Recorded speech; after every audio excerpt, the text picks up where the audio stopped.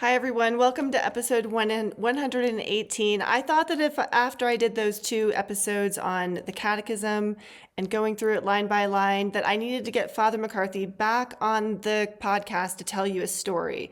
Because I just want to say the point of this episode is it's not just me. It really is unclear, and sadly, it's meant to be that way. So we're going to talk about that today on the episode. But I told you guys that I am doing a class on the Iliad this summer, and I want to invite you to take the class. It's a class for adults, and I'm going to give you one reason in every episode for the next few weeks as to why you should take the class. So this is your reason number two. Reason number two is because you know that since you got one of these things, these little square rectangle things that you carry around everywhere, you haven't read a book. Have you? Or you have been reading a lot less than you normally would. Just face it, just admit it. You don't read anymore. You go on here and you do this. You mindlessly, passively scroll and you just read bits and pieces and then you listen to podcasts. You listen to these people who don't know anything, these total ignoramuses, blah, blah, blah, blah, blah, blah, blah, just talking all the time, so annoying. And you listen to them and that's completely passive, right?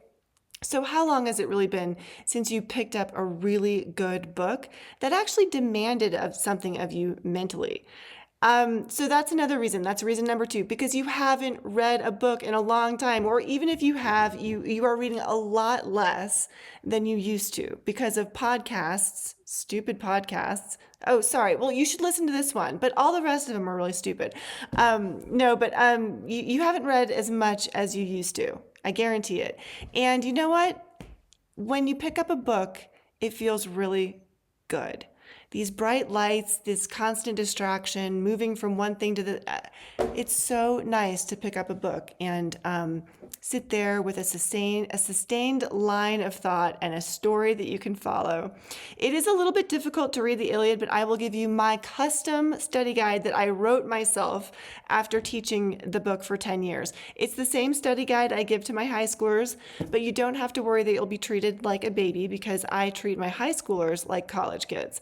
And so the study guide will help you read it. We'll discuss it once a week. There will even be online quizzes that you can take, that you can test your understanding of the story. So that's reason number two. It just feels good to pick up a book and actually read again after all these years of wasting time scrolling on your phone. So that's my second reason for you. And here is the podcast today with Father McCarthy. God bless. Yes. Okay. Hi, everybody. Welcome to another episode of the Catholics Against Militarism podcast. My name is Ellen, and as you know, this is Father Emmanuel Charles McCarthy. Thanks for being here, Charlie. Oh, you're welcome, Ellen. Yeah? Glad to be here. Glad to be here. Good. Me too. It's been a while since we've had you on the show. And I've been going through the Catechism lately. I've published a couple of very rambling, long podcasts in which I really just go through line by line of what's in the Catechism on war. And when you look up war, it sends you to the fifth commandment. So I read about the fifth commandment and then I jumped back to war to try to figure it out. And what I realized is that there's a lot of stuff in here. I mean, I always kind of knew this, but it had been a while since I really looked at it. And when I try to teach this in some of my classes, it's difficult because it's almost like whatever opinion somebody has in the class, they can find something in the Catechism to support their view. And it's like, well, everybody can't be right, but it is sort of like everybody can be right, whether it's going to war, not going to war, whether World War II was just, whether World War II is unjust, whether to this day, whether Israel is just or unjust. And it's like, so I did these podcasts and then we were talking recently and you told me a story about planned ambiguity. Yeah. And I was wondering, I think that this story clears up the situation with the Catechism. And I was wondering if you could share that story because I think it's really enlightening. Well, on the surface, it sounds like it sounds like just a cardinal being another political, but it has enormous implications. The story is this, that my friend, for about 15 years before the time of the story, Dick McSorley. Dick was a Jesuit priest who was a professor of ethics at Georgetown University. And he was really straight on gospel nonviolence. And I doubt that if he weren't a Jesuit, he'd be teaching there at that level. But anyway, Dick was a wonderful man and really worked at his profession and job. And he was always at the various peace things, and supportive. Okay. Well, anyway, Georgetown, of course, is in Washington, and Washington is where the events took place, all the events related to the 1983 U.S. Bishop statement that eventually came out on war and peace, challenge of peace. All The right. challenge of peace. Okay. So what Dick told me was this, that he tried to go to all the meetings that he could get into. And he was there at the final meeting when the final votes were taken and adjustments made. And he said that at one point in that meeting, a bishop made a proposal to insert in the document a clarification of the fact that the early church was absolutely positively rejecting of violence. It wasn't just something it fell into. It's something that it understood as being absolutely, utterly consistent with what Jesus asked to do.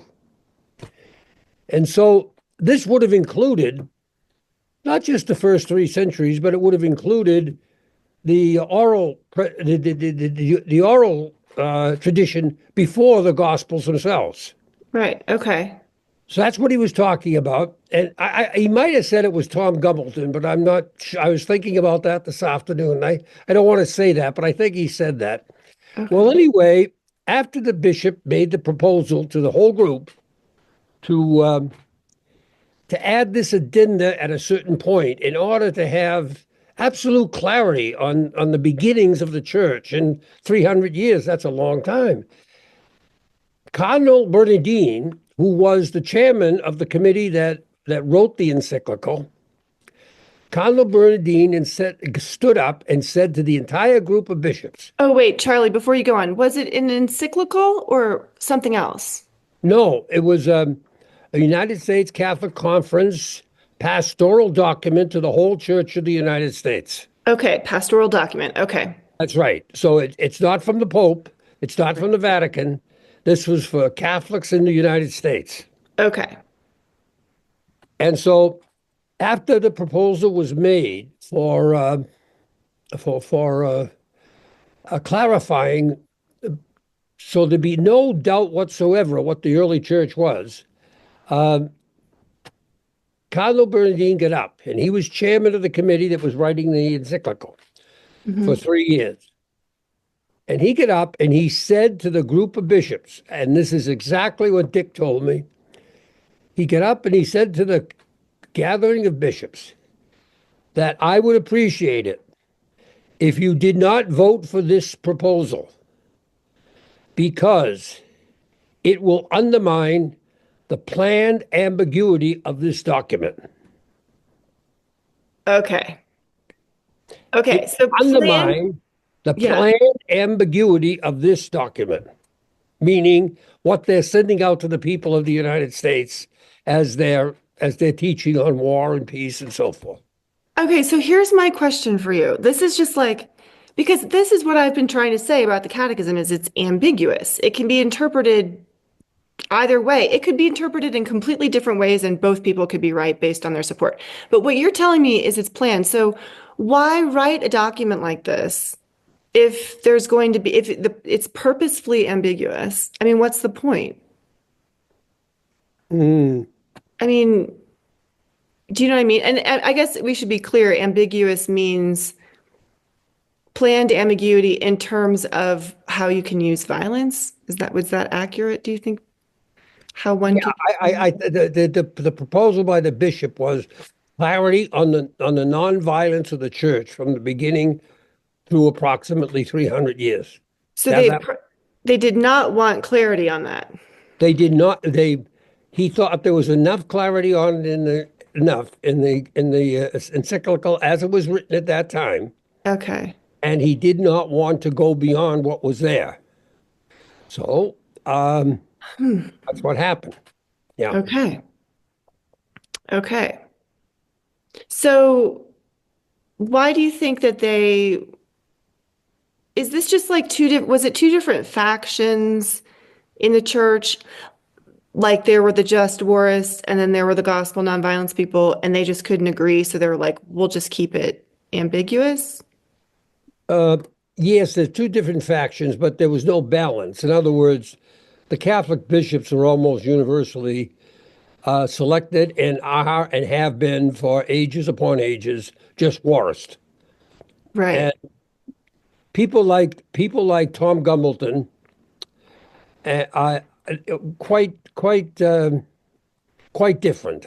There's very few that would say come out and just say we got to put it in here to teach people that Jesus was nonviolent and this is the early tradition and this is what they were following, and then raise all the questions that come from that, like where do you get the authority to change 300 years of tradition? Hmm. Especially when it's contrary to the Gospels, Hmm. especially when it's contrary to the teaching of the church for 300 years, or even far more serious, Ellen, the Catholic Church has an absolute principle of fidelity to the apostolic tradition. It's Hmm. absolute. There can be nothing that is held as dogma in the Catholic Church that cannot be found in the apostolic tradition, which closes with the last apostle, which is basically the New Testament, at the close of the New Testament, about 100 AD. Hmm. And there's no question in anyone's mind that as of 100 AD, the church was not involved in any way, shape, or form with justifying violence, justifying going in the military, anything like that, even though it was under serious persecution, Nero, earlier decades before. So that what's taking place here is that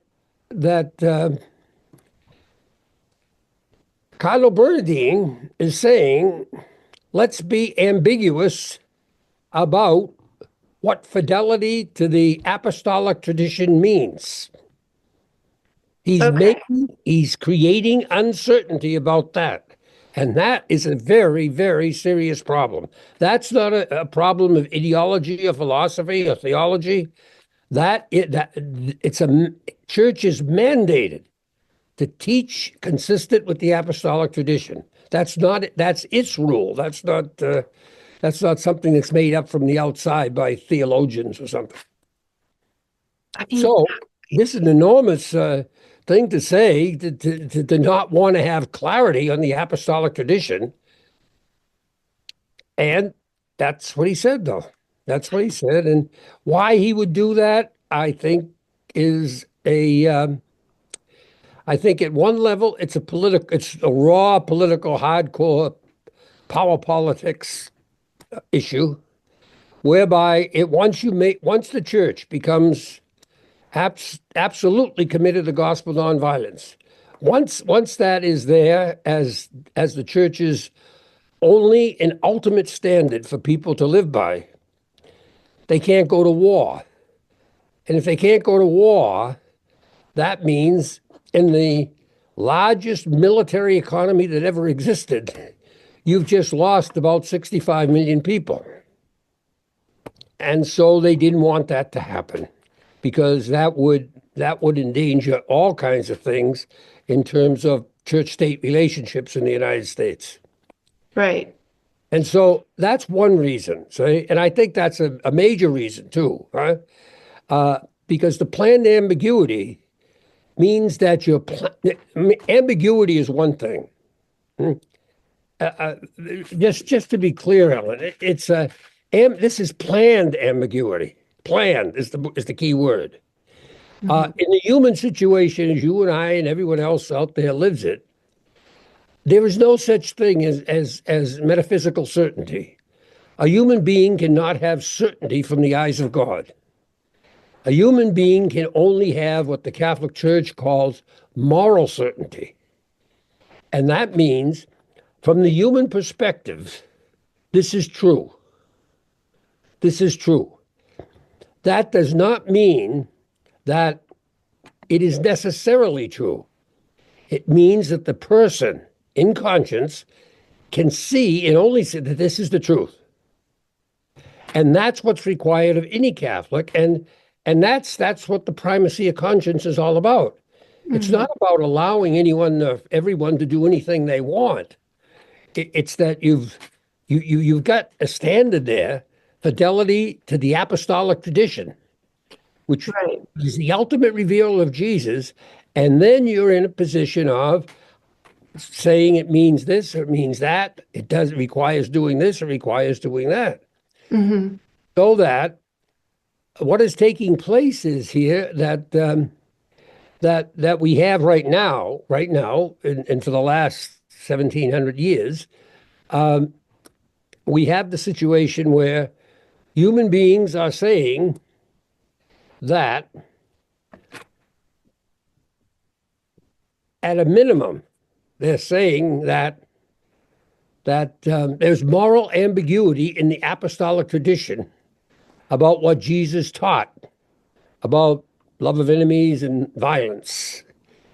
And that therefore, because of that ambiguity, and because metaphysical certainty is not possible, they can have a moral certainty that the apostolic tradition allows for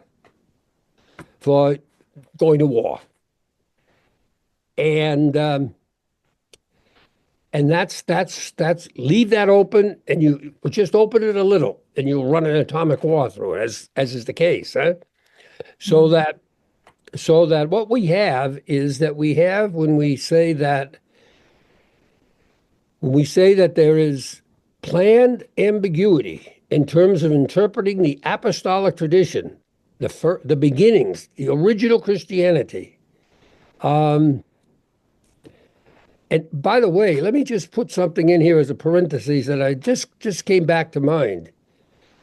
As I remember now, because I haven't thought about this in decades, as I remember now, what was presented by the bishop at the conference to vote on, was that he wanted clarity on that original Christianity. I believe Dick told me those were his words, on original Christianity being nonviolent. That's even tighter than the apostolic tradition. Now, the original Christianity is part of the apostolic tradition. Right. It goes out another 100 years. At any rate, that's just a parenthesis. I believe that's what Dick told me, but he certainly told me the apostolic tradition. Anyway, because you and I cannot have, or anyone have, metaphysical certainty from the eyes of God, we can only have subjective certainty. That is, as best we can discern from the little bit of reality that we know and the little bit of God that we know, and so forth and so on. Admittedly, we know a great deal about God from Jesus, but that's a faith situation. So from the little we have, and we don't have that much from Jesus. We know the little we have about God, we know from Jesus, but it's not a great deal, huh? It's a lot, but it's not a great deal. So that in Cardinal Bernardine saying, don't undermine the planned ambiguity of the document. He means the whole document, not just everything. The whole document is planned ambiguity. It's planned to create uncertainty. And that means that the church is saying nothing for all practical purposes on the issue of war. Right. Now, let's say a word about certainty. Certainty, in this case here, is an important word. Planned certainty. Planned uncertainty. Certainty does not mean truth. It means that you think it's the truth. Doesn't mean that it is objectively the truth. Right. If you go back 264 years before that fellow in Egypt and Alexandria figured out that the earth was round, BC, huh? You go back to 264 BC, and for a long ways after that, you could have taken a poll of everyone on the face of the earth, and they would have said with absolute certainty, it's flat. Yeah. They would have the certainty. But And it's if they not true. acted on that, what the church says, you're not guilty of sin. That's all you've got to work with. Right. Yeah. And so and so it is that the purpose of the bishop's document was to clarify the church's teachings on war and peace and so violence and nonviolence. But what the plan certainly means is, unplanned ambiguity means is, instead of giving people moral certainty about how they should stand in front of war and violence, etc., they planned uncertainty. And they planned uncertainty, and that gives people the out. It's okay. So are they keeping people, are they purposely keeping people in what is called invincible ignorance? That's I mean, that's a very, very insightful question. And it's not a new question. It's an ancient question. The place that I know that it's responded to most powerfully in history is from Dostoevsky in his not, lost the thought in his Grand Inquisitor. And the story of the Grand Inquisitor, which everyone should read, which is only 8 pages, and it should be read once a year or certainly once every 10 years. It's only a very, very short story in the middle of Brother Karamazov. And the story of the Grand Inquisitor was the person, the Cardinal Grand Inquisitor was the person who made the decision whether you were living according to the church's laws, which meant Jesus' laws, or you were not. And if you weren't, they could torture you, kill you, or do it to get you. Remember, the motto of the Inquisition was Judicia Misericordia, justice and mercy. The mercy part of that was that even if they killed you while you believed something was wrong, and they thought was wrong and you thought was right, if you died believing what you thought was right which they thought was wrong, that's the good sign that you went to heaven, because that's a good sign that your moral certainty, even though it was erroneous, you absolutely held it. And that's all God expects of anyone living according to what they know. God does not expect the impossible, living according to what you don't know. Right. So in the Grand Inquisitor, here's the Grand Inquisitor. And he's the Grand Inquisitor, and he's doing his regular job of keeping everyone in line with the laws and the rules and the so forth of the church. And he's more powerful than Pharaoh, more powerful than the king. He is power. This is power. Because if he says that a person is to be tortured, he's going to be tortured and the civil government does it, which is also Christian. Now, it appears in the story as it goes along, people come rushing to him and say that Jesus has come back.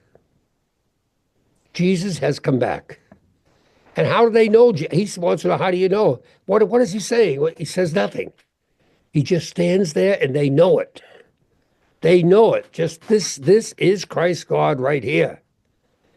And he doesn't say a word, but he walks among them and almost organically, he draws huge crowds to him and so forth. And the Grand Inquisitor becomes concerned. And so he calls Jesus in. And he says to Jesus, I know who you are, and I'm ordering you to go away. This is the Cardinal Grand Inquisitor of the Catholic. I'm ordering you to go away. Why? Because you don't understand how weak, how vulnerable, how fragile, how incompetent, how ignorant ordinary people are. You've given them something to live that they can't live. And it haunts them. And if they ever try to live it, they'll go crazy. It ruins their life. It takes joy out of life. It takes freedom out of life. It takes everything out of life, that gospel that you gave them. And now he says to Jesus, but look, we, meaning the church, we give them something they can live. Something they can live. And it's not what you said. In many cases, it's the opposite of what you said, but they can live it. And not only that, if they fail living it, we give them a way to come back to the church, confession. He said, we give them happiness. We let them live, these poor, wretched dolts of people who make up most of the world. We're their savior because we give them happiness in this world that they cannot have through your gospel. Because your gospel just can't be done by them. They're too weak. They don't have the freedom and so forth and so on. And Jesus listens to them, doesn't say a word. Just stands there and listens to them. And he tells Jesus to go and come back no more. We don't want you. And when you read the whole story, see, the question is the Grand Inquisitor a Christ-like figure? He knows who Jesus is. He knows what Jesus says. But he's doing this out of love for the people. His understanding of love for the people.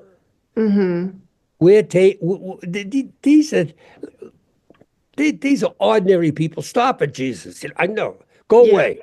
Yeah. In fact, those are his last words to Jesus. Go away and don't come back.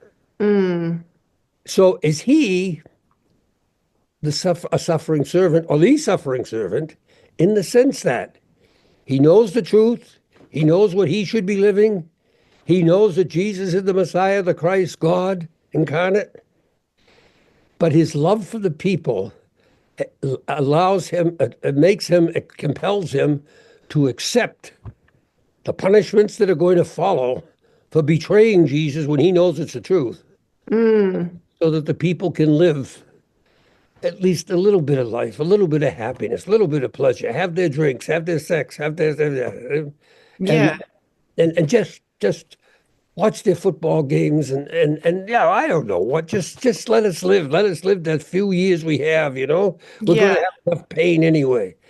So lowers expectations for them and right. allows them to think that it's okay. And that makes him someone who loves them. But the way it's set up when you actually read it is, that's the dilemma that Dostoevsky places there. Jesus is saying that Jesus comes and he suffers and dies so the people will know the truth, live the truth, and it will make them free. This guy, the Grand Inquisitor, he believes the truth won't make them free. It'll make them miserable. It will make their lives miserable. And he wants to give them a little bit of freedom to do things that come naturally. And therefore, he sets up the natural law, which has no place in the gospel at all. But so there's a whole panoply of rules and regulations down to the smallest detail. You don't eat meat on Friday, you go to hell. Oh, everyone knows that. Now we got that straightened. And if someone does eat meat, they go to confession. Okay. And so here we are, and included in this, of course, they can go to war. They can work with the Grand Inquisitor and kill Christians who don't come up to snuff. And is his idea. So that is, in terms of your question, Hmm. does the church know what it's doing here? This is the reason this is such a worldwide classic, 8 pages, a worldwide classic, is because it's clearly the Grand Inquisitor is teaching what is not the teaching of Jesus, Right. but he's clearly doing it out of the same motivation Jesus had, which is the love of the people. Mm-hmm. Clearly going suffering and going to suffer for it. Mm-hmm. So, so, Hmm. so is is the Grand Inquisitor going to be saved? Mind you, this is not a matter of this is primacy of conscience. He knows that this is not the truth, Right. but he's doing it out of love. Is that enough to save him? Ooh, I don't know. And so, and so, what about the guy that goes in the military? He knows. Let's say he knows that Jesus teaches not to use violence and not to hate and so forth and so on. And all going through the boot camp, he hears hate, kill the Japs or whoever it is, you know? He says, not right, that's not right. But he's got to defend the people of the country Mm-hmm. and out of love for them. This family is, you know. Um, Mm-hmm. so therein, so Hmm. did the Pope that And just if died it's, yeah, the know Pope. that? I'm sure he did. I'm sure that dynamic runs through beginning to end of the This whole question. this whole question and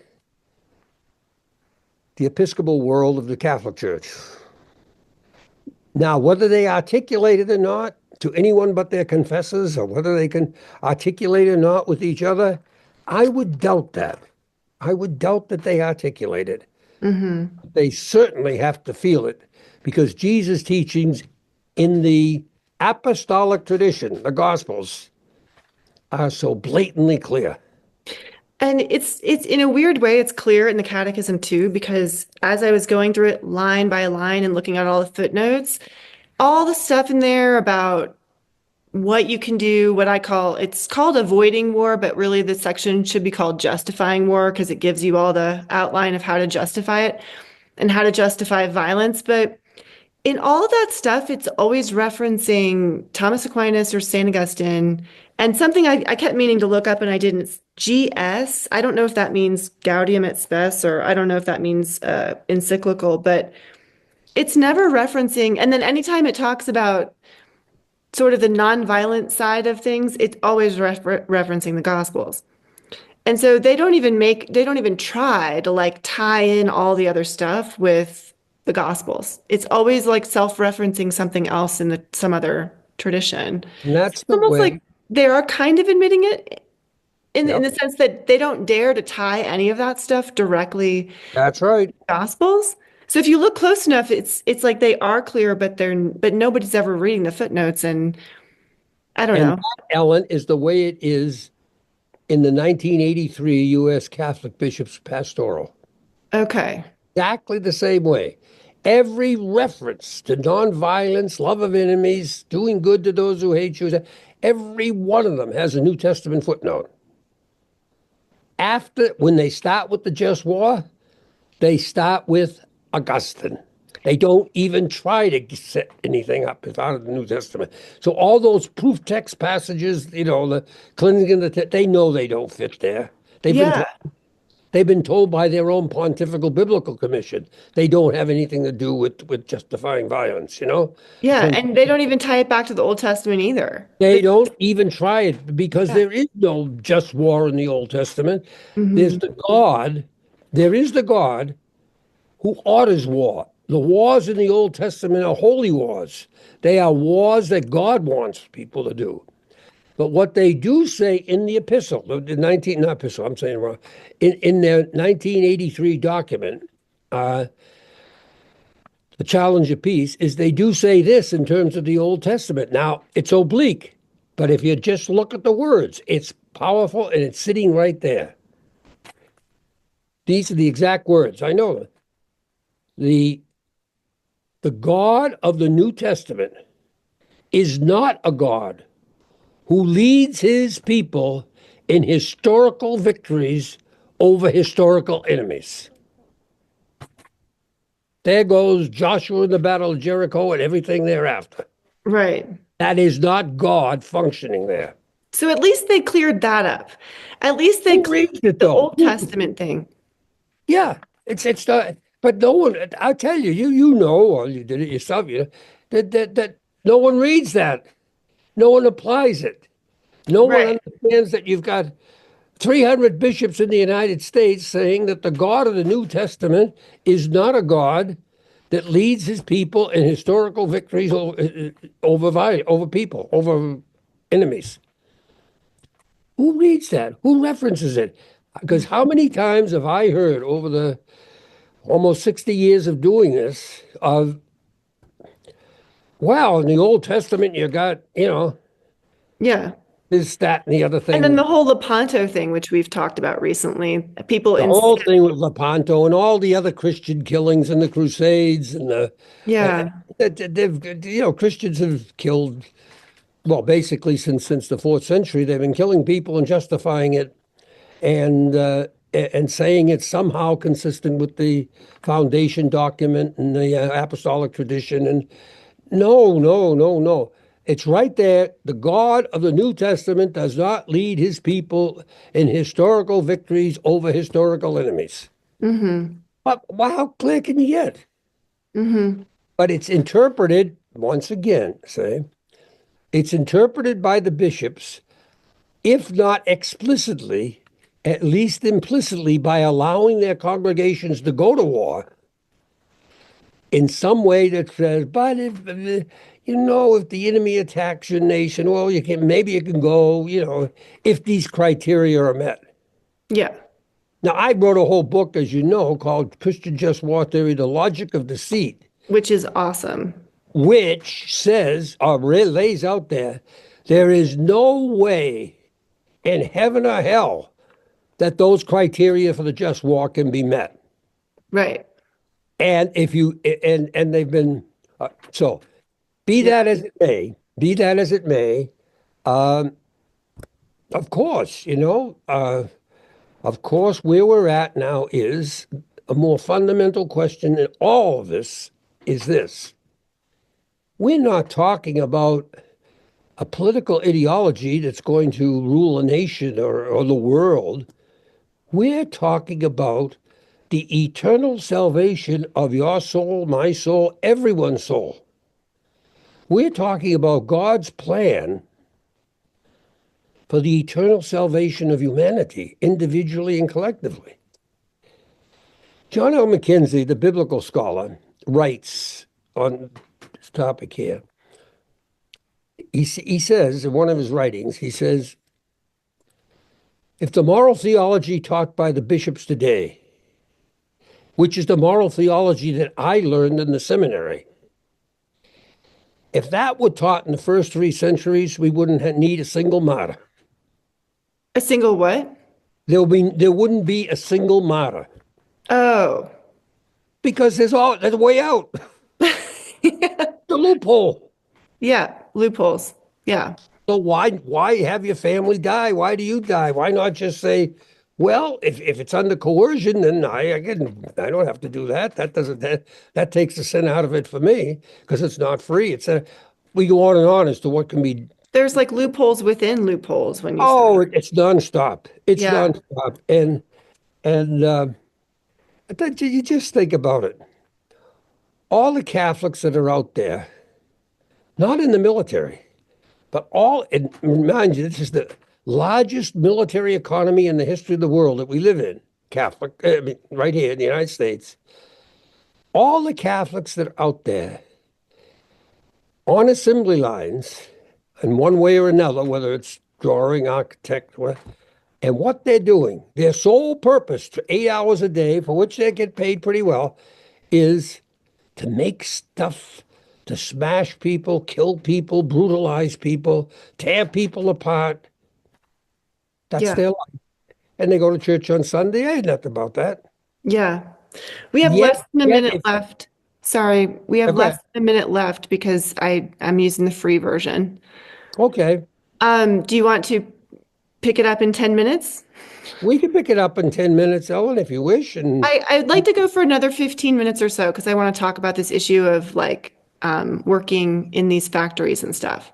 yes, that's fine. That's a bit, and I'll close on this as a segue if you want. Way back before Jesus, Buddha says one of his 8 principles is their right livelihood.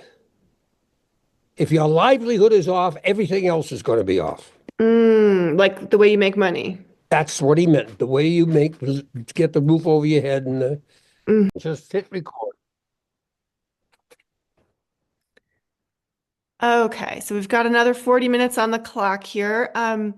So Charlie, you were saying that was it Buddha or somebody's 8 rules and one of them was correct livelihood? Yeah, Buddha. I now Not if Buddha. Buddha, yeah, Buddha, Oh, Buddha. Okay. yeah, Siddhartha Gautama, yeah. Buddha has I now once Ellen. Um, I haven't kept up with my Buddhism in the last 50 years, and my mind isn't going, Yeah. but I think the way I'm going to say it is approximately right. It may be exactly right. See, there are, I believe he said, there are 8 golden principles to live by. So these are foundational principles. Okay. Mm-hmm. And one of them was right livelihood, Okay. meaning everyone spends so much of their time on their livelihood, the food, the clothing, everything. And it makes no difference whether you're a caveman or a cave woman or whether you work on Wall Street, or whatever. Yeah. So Buddha saw that. He said, you can't be spending 8, 10 hours a day at something and it's being contrary to these other principles and still be going to be what you're supposed to be as a human being. Yeah, you can't like compartmentalize that and put it No, in. you can't leave it. It doesn't. Human life does not leave what you've just been doing. You don't walk into a pornographic movie for 8 hours and walk out, and no, it stays. However it affects, we don't know, but it's Mhm. there. Yeah. And if that goes on for months and years, of course, eh? Mhm. Well, that being the case, say the and living in a country, the United States, that has the largest military budget in the history of the world. It is this year going to be $1 trillion. No country in the world, China or Russia, comes anywhere close to spending that kind of money Or ever on has in the or history. ever has. Yeah. No one has. Okay? And and so so that being the case, with that kind of money being spent, who is doing the jobs, making the tanks, the planes, developing the electromagnetic weapons, you name it, Hmm. Who? Ordinary people. Who's running the drones? It's just not the pilot in the B-29 or the pilot in the stealth bomber. Someone had to put the stealth bomber together. On and on and on and on. And of course, who brings their gas to them and everything else, huh? Hmm. And the food and it goes on and on and on, huh? I think I remember a statistic. Now this is from years ago now. That 60% of the jobs in Massachusetts are military related. Now Wow. this doesn't mean at MIT. Of course, MIT is loaded with military money, But this is the guy who delivers the oil to the local military base, and on and on and on it goes. Mm-hmm. And so and so we have to ask ourselves to what extent to what extent is participation in the making of weapons and the use of weapons of mass destruction, of violence and human destruction. Mm-hmm. What extent in is participation in the making or in the use of instruments of human destruction consistent with following Jesus? Mm-hmm.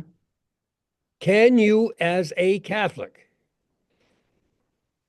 spend 8 hours a day making machine guns or nuclear weapons or whatever it is, huh?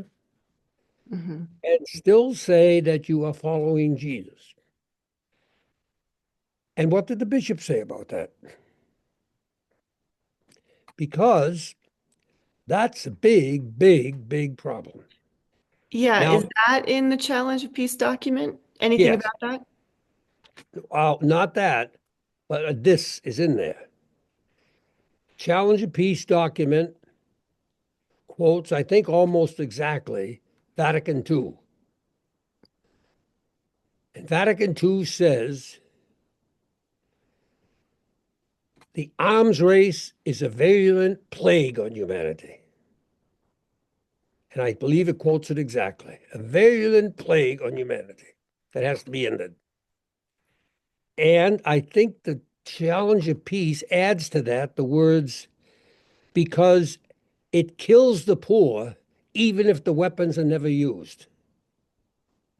Meaning, the money you spent on making a $2 billion fighter plane, that's money that isn't helping kids in Mm-hmm. school or health care or leaving other people in destitution and misery and all that poverty can bring. Huh?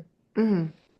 So, to that extent, it was acknowledged that the arms race is a virulent plague that kills people, even if the weapons are never used against them. Mm-hmm. So, there's no country in the world where the arms race is not, I mean, it's not even close. I mean, not even close. Yeah. People, oh, China and Russia, which are the big, but they don't even, if I may use just a 1 to 10 scoring thing, it's like the United States is at 10 and Russia and China are at 2 and 3. Yeah. It's that much of a difference. Yeah. So now I have classmates, I graduated from Notre Dame with, huh? And they spend their lives at Draper Lab and MIT on nuclear weapons research. Mm-hmm. They're Catholics. They're good Catholics.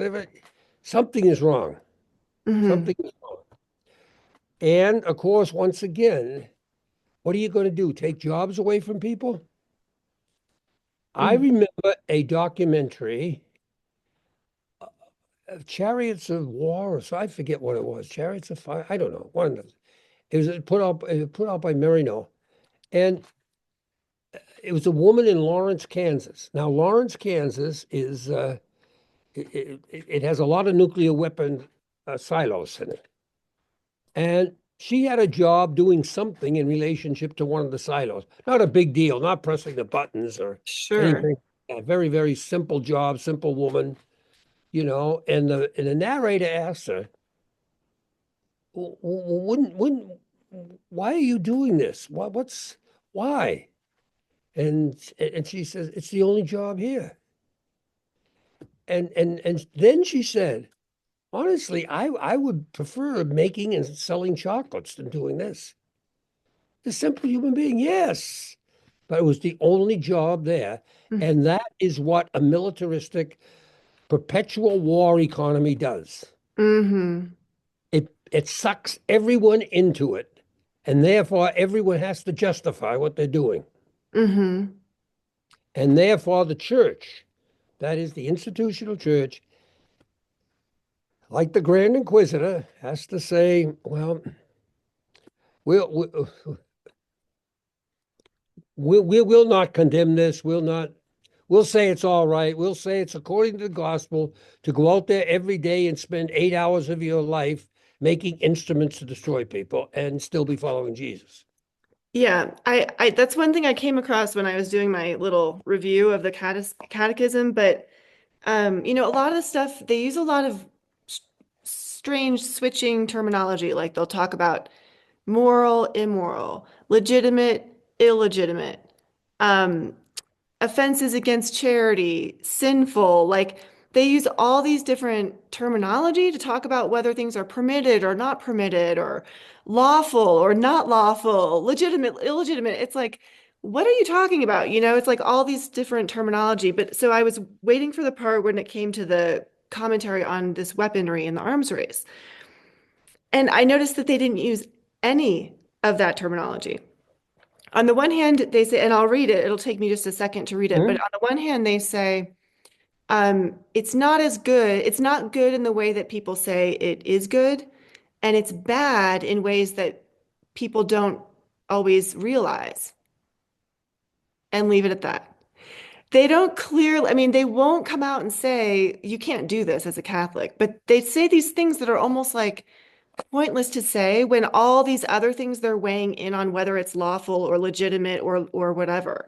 But they won't say any of those words. So it says, the accumulation of arms strikes many as a paradoxically suitable way of deterring potential adversaries from war. They see it as the most effective means of ensuring peace among nations. This method of deterrence gives rise to strong moral reservations. So that's like the most negative thing is that it gives rise to moral reservations. The arms race does not ensure peace. Far from eliminating the causes of war, it risks aggravating them. Spending enormous sums to produce ever new types of weapons impedes efforts to aid needy populations. It thwarts the development of peoples. Overarmament multiplies reasons for conflict and increases the danger of escalation. The production and the sale of arms affect the common good of nations and of international communities. Hence, public authorities have the right and duty to regulate them. The short-term pursuit of private or collective interest cannot legitimate undertakings that promote violence and conflict among nations and compromise the international juridical order. Um, it's like they say a bunch of stuff that makes it sound really bad, but yet they don't actually condemn it. It's fluff, It's total fluff. Thank you. Yeah, rhetorical fluff. it is total fluff. Yes. The name Anybody, of the game is money. anybody who was looking at this who actually worked in a nuclear bomb factory, let's say they were the one making, they'd It's be like, fine. well, it doesn't say I can't do it. Absolutely right. No problem at all. So As a it matter just of makes you fact, wonder, what is the point of all this? Like, why even bother? Why even bother writing all this? It just gives a facade of taking a position and giving guidance, but it doesn't actually tell people what they can and can't do. facade. It's a Yeah. public relations facade. It's the image you want to put out there. That you're for peace, you're for peace, you're for peace, you're doing this, you're saying the right things and so forth. Yeah. But you're not telling them to follow Jesus. No, you're not even Now, telling them that it's wrong to like no, be not yet. against it. No. Here's the problem. When the church gave up on its 300-year-old infallible tradition, uh, the foundational teachings of Jesus, the apostolic tradition, when it gave up on them and went with the just war with Augustine and Ambrose and on out, the primary value of the Augustinian just war theory is not love, it's justice. That's Hmm. critical. That's critical.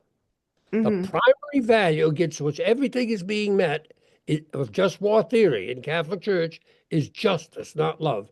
And you won't find anything of that in the gospel. Nothing. Right. And like you said, nobody ever goes to meet God at the end of their life and say, I really want justice. Yeah, no, that's not what we're talking about. Right. Yeah. Now, What that means is, see, what that means is that once you switch from the primary value of your group, or your institution, your community, from justice to love, you switch from fear to freedom. That Mm, is, justice is based on fear. Fear. And fear, you've got to have the weapons to enforce it, the instruments. mm-hmm. So once you make the decision that justice is to be your aim in this life, Mm-hmm. that justice saves, not love. Once you make that decision, what takes place, Ellen, is you can no longer say that and make the point that I cannot take a job working in quote unquote defense industry. It's a war industry, not a defense. That's a Yeah. euphemism. Yeah. I can't take a job working in the war industry because my Lord, God, and Savior does not teach. In fact, he teaches the opposite of um, if you want peace, prepare for war. Mm-hmm. That's a pagan philosophical concept, but it makes sense in terms of justice. Yeah. It makes no sense with loving as Christ loved. It makes no sense with one sentence in the apostolic tradition. Mm-hmm. It's the when Jesus cries over Jerusalem, if only this day you know what made for peace. That's what he's looking at. If you want peace, prepare for war. No, Mm, that's not the gospel, but that is what's behind. That is the truth. The understanding of reality, the presentation of Christianity that is behind Catholics being able to go out and work by the millions, making weapons of destruction of other people and participating and using them mm-hmm. and using them. If you Yeah. want, prepare for war. That's a justice notion. That is not that is not what Jesus teaches, which is love saves. As a matter of fact, I'll go for recent over the last decade or so, I've heard all kinds of places, Catholic and Protestant. I've heard a sentence that is approximately this: justice is at the heart of the gospel. That is absolutely erroneous. It is not. No. No. Christ like love is at the heart of the gospel. Well, As a okay. matter of I have a loophole for you though, because I talk about this sometimes with my students, and I'm like, what's higher, mercy or justice? And we have like a little interesting little debate. But justice is at the top if you consider that the definition of justice is giving people what they are, giving them their due. And then if you define that as what do we owe other people? All we owe other people is love. Then you can square love with justice. But only if you define giving people what they're due as love. giving people not what they do, but what God wants you to give them. So the Which is, enemy, the yes. enemy, what that enemy is due is to straighten them out, to not let them destroy your family or you or anything Well, else. but according to Jesus, all you owe that enemy is love, right? Like that's all you owe anyone. And what defines love? Uh, Jesus defines love. what's that? Jesus is the definition of love. Right, doing what is wanting what's best for them. And therefore, as I say in the retreats, if uh, if love is present, justice is fulfilled. But if Exactly. justice is present, that doesn't mean love is fulfilled. Right. Because, well, it depends on how you're defined. Because, of course, everybody thinks they know what the other person deserves. And let anyone that tells you that, let them believe it. It's fine. You want to say it's justice, it's love, it's okay, Yeah. define it that way, but that's not what you're hearing 99.999% of the time out in the street. And No. besides the fact, Ellen, for for all the time that the gospel has been translated into another language other than Greek, Mhm. which means from the time of Luther, basically, or some before him, I guess, in English. In fact, I think Wycliffe is, I think it's the 500th anniversary of the first English translation. Anyway, this year and next year, because the first year, how did he do that? I think it's Wycliffe. They chased him all over Europe, stop him, translating it into a vernacular English, and then he got it done, the New Testament, and then they captured him. They took it and they destroyed it. Oh, That was 1525. 1526, he did the whole thing again, except that particular document exists. okay. So there was a real concern by the church right from the get-go of the printing press Hmm. that people would begin to read the New Testament and see the dissonance between what they had been taught by the powers that be in the church and what Jesus was saying in the gospel. That's Oh, I forget that people mostly learned about this from people teaching them, not from reading it themselves. that's they learned people teaching them, and the primary teachers were the priest in the pulpit. Yeah. So You characters know, like Joan of Arc never probably even had a Bible. I mean, they couldn't even read a Bible. Joan of Arc was illiterate. Yeah, this is a really good point that I always forget because I think they just had a Bible in their house, like in the Middle Ages, and they there's didn't. no such thing up until the time of Gutenberg, huh? Wow. Okay, I always forget Most about that. Okay. Christians were illiterate. And Okay. one of the big ways they learned, was the stained glass windows in the church. Hmm. And I haven't seen it. I was up in Montreal one time years and years ago, and one of the big churches up there, um, the stained glass windows, they were like a war museum of fights that went on in Canada, you know. Yeah. But as a matter of It's like that Russian military cathedral. at the same It's all about the, yeah. up in an Episcopal church where I gave a retreat and was never asked back in Hamilton, Massachusetts. Am I the only one? Is the Catholics Against Militarism podcast the only place that has ever asked you back? I think so. But this Episcopal church, they had me there, and then I happened to I was in the basement, of course, giving the retreat and everything, but I happened to go up into the church to look at it and stained glass windows. And in the back, inside the church, in the back, on the right and the left, there was two massive displays behind glass of General George Patton's guns, his helmets, his uniform. What? That just says that doesn't say Jesus. No. That doesn't say Jesus at all. And, Wow. and Yeah. maybe they didn't ask me back because I raised a problem with it, but Yeah. that's neither here nor there. The point is here that anything that's based on justice being at the heart of the gospel Hmm. is not correct. Love is at the heart of the gospel. Love can produce justice. Hmm. Love can produce justice. But let me put it to you this way.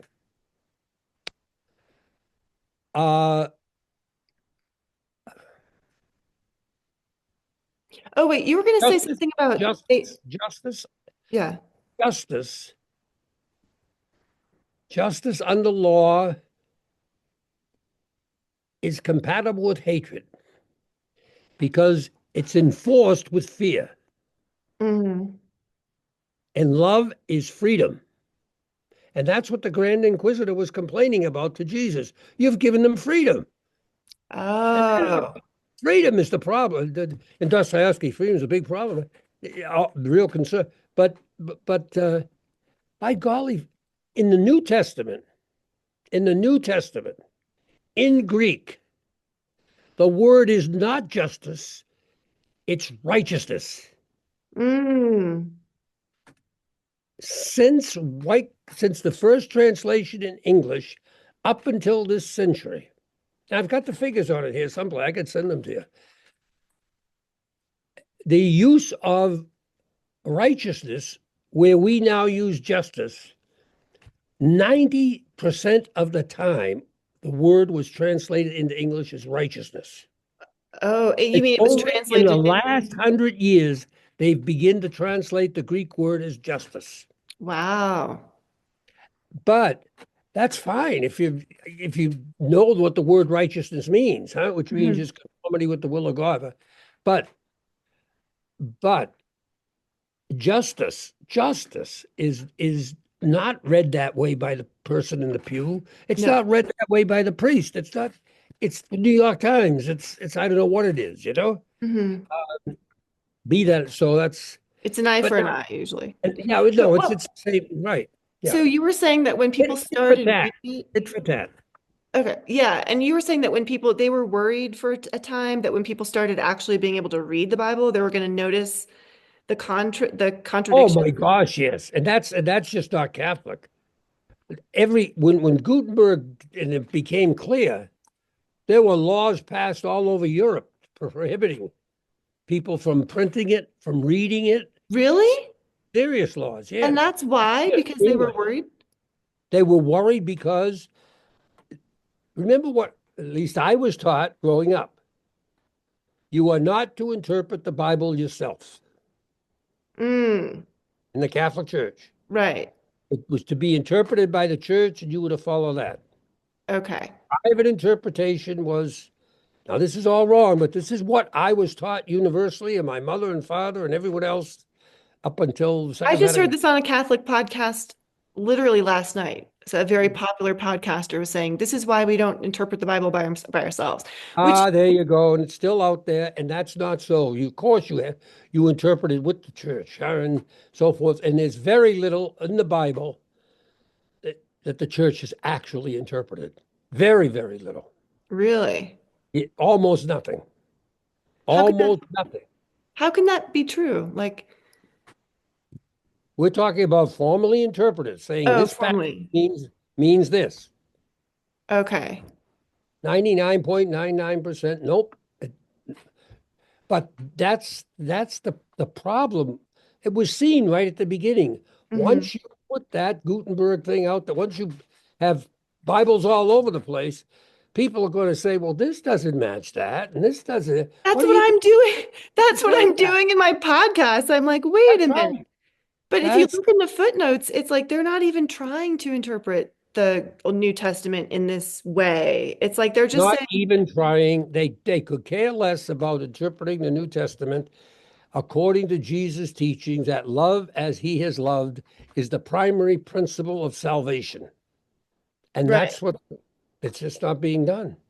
You know, Ellen, I'll tell you what, um you know, a few days ago, just a few days ago, maybe a week ago, Elon Musk made a statement. Hmm. Uh Elon Musk made a statement, and I'm not sure exactly how it went, but it was approximately that Hitler and Stalin, Mao, uh, the real uh, power mongers and so forth of the 20th century uh, did not did not cause the Holocaust, did not cause wars. It was the government workers that did. Do you have that statement there? You Yeah. got it? It's Oh, let's see. Where was it? Elon Musk. He said, where did it go? Oh, right here. He said, Stalin, Mao, and Hitler didn't murder millions of people. Their public sector employees did. there you go. There you go. Yeah, there you go. And that's true. If you listen to my Behold the Lamb tapes, you know that retreat, I say When Hitler reached out, he could reach out maybe 36 inches. I, When he that's walked, he could take a step 18 inches. When he that is spoke, yeah, that's the what about Hitler thing. The yeah, what about Hitler frequently asked question. That's the first thing I ever listened to you about to, and that's what pulled me into the whole thing because I was like, nobody ever explained it this way to me. But you say no, that he's just Hitler's just a guy. He's just a guy. no. Why is it that it's so hard to see, huh? I don't know. That. Well, go right back to Jesus. You know, Caiaphas didn't kill Jesus. Pilate didn't kill Jesus. Jesus was killed by a group of Roman soldiers, Yeah. I just did a public, little video on that. public employees, public employees. Yeah, I It's mean, it exactly what wasn't an must. entire group of people that did it. It was actually very specific individuals. Not that we can scapegoat them, but like they are the ones who actually did it. And And yeah. that's right. And they did it, and they were being paid for it. Mhm. Paid professional killers. That's what. In fact, yeah, that's what they were. Paid professional killers. Yeah. And so they Johnson or Nixon or Roosevelt or Churchill and so forth and so on. They didn't even get their hair mussed or their hands dirty. Hmm. It So, was the willingness of these people to go along with the spirit of Hitler, with the spirit of Churchill, or whatever the case may be. I yeah. don't know if you remember, but because this is years ago and I've forgotten it till just now. But I sent out a little drawing. I didn't do it. Someone else did it. Jim. You know, you Jim know Jim. Douglas? Yeah, not Yeah. Douglas. Jim Jim. here. Oh, Jim in Boston. Yeah, yeah. Yeah. You know. Anyway, it was a little cartoon, pencil kind of cartoon, and it was this guy, and he's labeled war, and he's dressed in a Roman soldier's garb as a fighting soldier, the breastplate and the helmets and he's unshaven and he's really brutal looking, and he's got his arms around a bishop, a rabbi, and an imam, and he's saying, "Thanks, fellas, I couldn't have done it without you." Oh, yeah. Yeah. Now, let me say a word about that.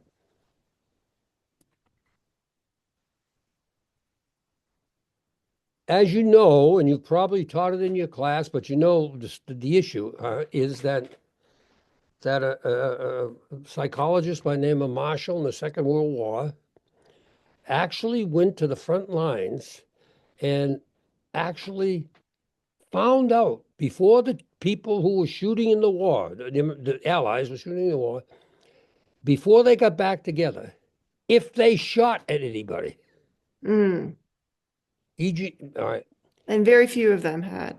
And very few, something like 10 to 15% had actually shot at people. And all the others either didn't fire their gun or fired it intentionally over people's heads. Hmm. That is, they did not want to kill. Right. They did not want to kill.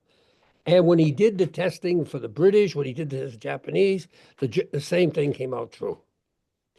Now, when the government found this out, U.S. government, they changed the whole method of military training Yeah. to make people like killing. So that in the Get them Korean used to it. War, it was about 50% that did it. In the Hmm. Vietnam War, it was just kill anyone who moved. And they nurtured that. Okay. But the point is, people don't want to kill people. Right. It does terrible things to them. That's why when a policeman shoots someone, even legally, they immediately take the gun away from him, send him to psychological treatment and so forth. And if he can't come back from it, they give him full pay retirement. Yeah. It's just a terrible thing to kill a human being. Yeah. You know what's sad? I just found out that did you ever hear about that guy Chris Kyle? He was like the American sniper, the most lethal American Yeah, sniper right. in human history. I think he was killed in 2015 and the guy who killed him, he was another fellow soldier with PTSD And he took this PTSD guy to a gun range to help him do therapy because he used to work with veterans once he got out of the military. And the guy with PTSD ended up shooting him. He had serious problems, really bad PTSD. They just had the trial for him in February. He got prison for life. So he gets Yeah. sent to these wars. He gets completely messed up. He's probably on drugs. He has PTSD. Who knows what other problems? And then he ends up shooting a fellow, uh, American, and he gets life in prison. I mean, I know it was wrong for him to kill, but it's like there's no understanding or sympathy for what he had been through and what And might have messed him the up. stupidity, Ellen, the stupidity of that by governments all over the world, the leaders of them, the Yeah, church, all of them, is that it was as if the motivation to shoot that person from that guy started right there at the second that he was with him. His exactly. motivation, they made him into something, Exactly. They made him into and no something. one's willing to look at it. No one's No willing. one. Exactly. It's like, where did that come from? I mean, somebody put that in him. It's like, and they said, oh, well, he didn't have a defense of insanity because he knew what he was doing. Yeah, he knew what he was doing in the war too, but he still did it. You So see, I don't this, know. this Yeah. started out. See, remember we're talking about. Oh, we have 1 minute left. Sorry, that went Oh, so fast. we were talking about Elon Musk, see, Yeah. and the, the the Hitler's working people in the government killed the Yeah. people. Yeah. All right. If and then we had talked about our cartoon, the war with the arms around the bishops and rabbis.